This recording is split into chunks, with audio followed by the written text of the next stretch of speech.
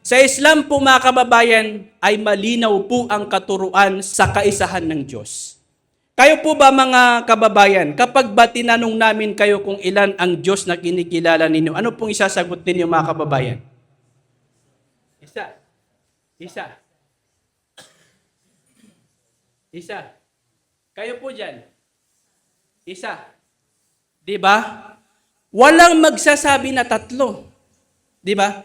Kasi nature po natin na ang kinikilalang Diyos ay iisa lang. Subalit, may mga mangangaral na kapag sila'y nangangaral ay tatlong Diyos ang itinuturo sa inyo. At ginagawang parang Nescafe or parang pasintabi na lamang po, parang 3-in-1, parang kape.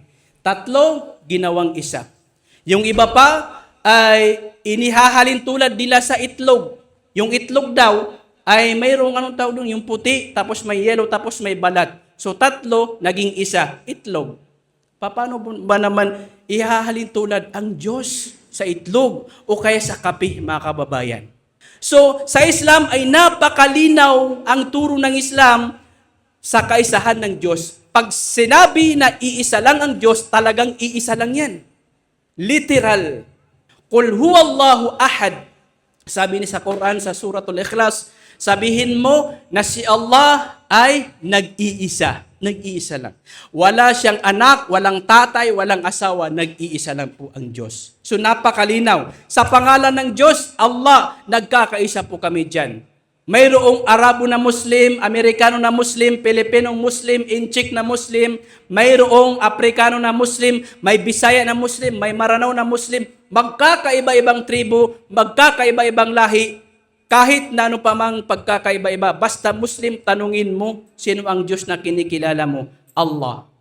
Malinaw.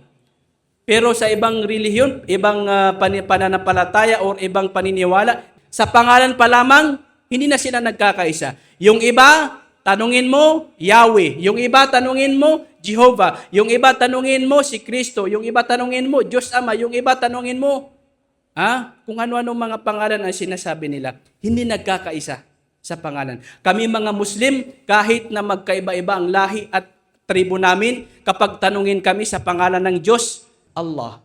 Bakit namin tinawag na Allah? Sapagkat siya mismo nagpakilala sa Quran, Innani anallah. Tunay na ako, si Allah. So, yan ang tawag namin sa Diyos dahil siya mismo ang nagpakilala sa kanyang sarili sa banal na Quran. Hindi po namin yan inimbento. Hindi po namin yan gawa-gawa. So, kabilang sa mga kagandahan at kahigtan ng Islam sa ibang relihiyon ay malinaw, napakalinaw ang turo nito sa kaisahan ng Diyos. Mayroon po ba kayo nakikitang picture dito? Or anumang larawan or ano yun, ribulto na may nakikita po kayo? Wala kayo nakikita.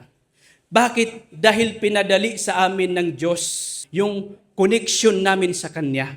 Na kung saan, hindi na namin kailangan ng tagapamagitan. Diretso na po kami sa Kanya. Yung connection namin mga Muslim kay Allah ay diretso na po sa Kanya. Hindi na namin kailangan ng tagapamagitan. Hindi namin kailangan ng katulad halimbawa na pangungumpisal. Hindi na namin yun kailangan. Na dumaan pa sa tao o kay kanino pa mang tao. Or sa larawan, or sa anghel, or sa engkanto. Ang kailangan lang namin gawin ay dumiretso na po kaming manalangin sa Kanya. Napakadali ng turo ng Islam. Hindi po katulad ng ibang paniniwala na dadaan pa sa larawan, dadaan pa sa ribulto, dadaan pa sa kung kani-kanino. Pasintabi lang example lang po ito.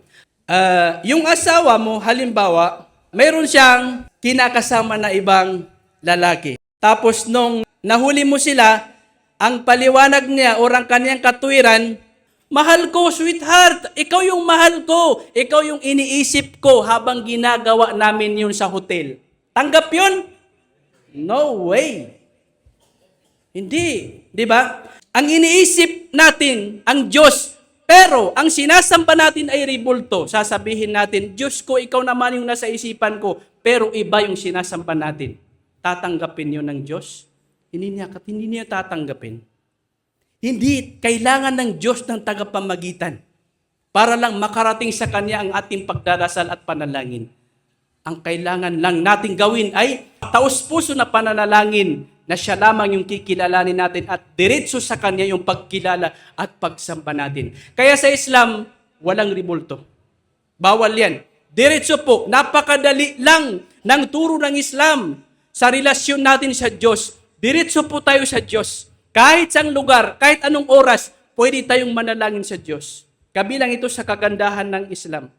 Na hindi lang sa loob ng simbahan kami Muslim o nagdadasal, bagkus kahit sa labas ng simbahan, kahit sa aming paghahanap buhay, sa lahat ng aspeto ng buhay, ay sinasamba namin doon si Allah.